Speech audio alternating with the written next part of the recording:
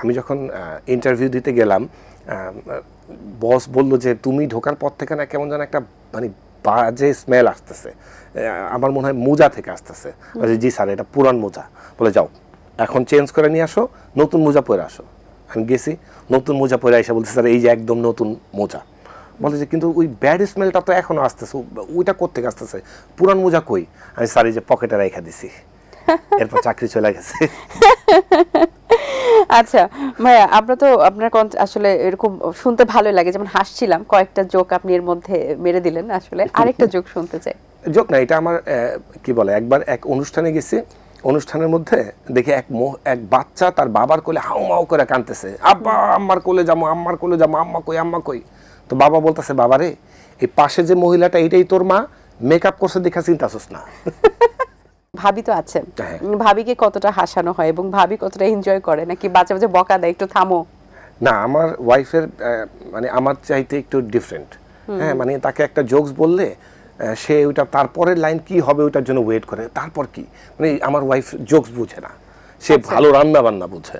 হ্যাঁ, আমি আবার এটার প্রতিশোধ নেই, যখন আবার সে আবার আমাকে একটা রান্না করা খাবার দেয়, আমি সে এইটা কি হয়েছে, সে আমার জোক শুনে যখন বলে এইটা কি হয়েছে, আমি তার রান্না খায়া বলে এইটা কি হয়েছে, প্রতিশোধ। মানে বাসায় একটা যুদ্ধ চলে, অলওয়েজ চলে, সুইট যুদ্ধ। খুব ভালো।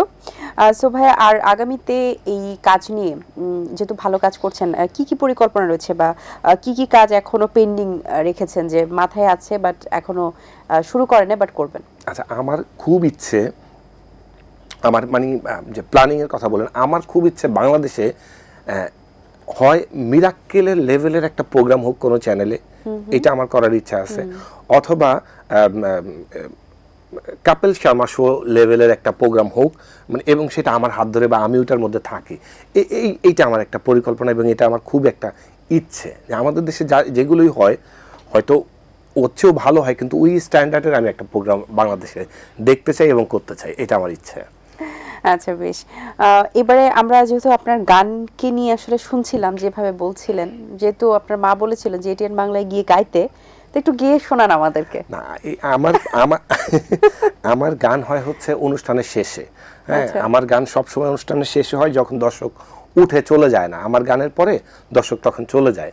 তো এখন এইটা করলে তখন দর্শক টিভি কিন্তু বন্ধ করে দিবে, দেখা গেছে আমি হোস্টও নেই, দেখা যাবে যে আমি শুরু করছি আপনি নাই, তখন বিপদ হয়ে যাবে না শোনা। আচ্ছা, তাহলে আমরা যখন আসলে এরকম কিন্তু হয় অনেক সময়, আত্মীয় স্বজন নিয়ে কোনো আছে জোকস আছে যে আত্মীয় স্বজন অনেকদিন হলে এসেছেন, যাচ্ছেন না, তখন আপনার কি গান শুনিয়ে দিব, এরকম কিছু? আমার মানে এইটা ভালো বলছেন, হ্যাঁ এরকম হয় যে আমাদের বাসায় যখন গেস্ট আসে, যখন তারা যায় না, তখন তাদেরকে ডাইকে বলে আজকে সন্ধ্যার সময় আমাদের প্রোগ্রাম হবে, মনা এখানে জোকস বলবে না, এবার গান শুনবে। তো বিকালবেলায় দেখি তারা বাসায় চলে গেছে, মানে তারা আর বাসায় মানে আমাদের বাসা থেকে চলে গেছে নাই।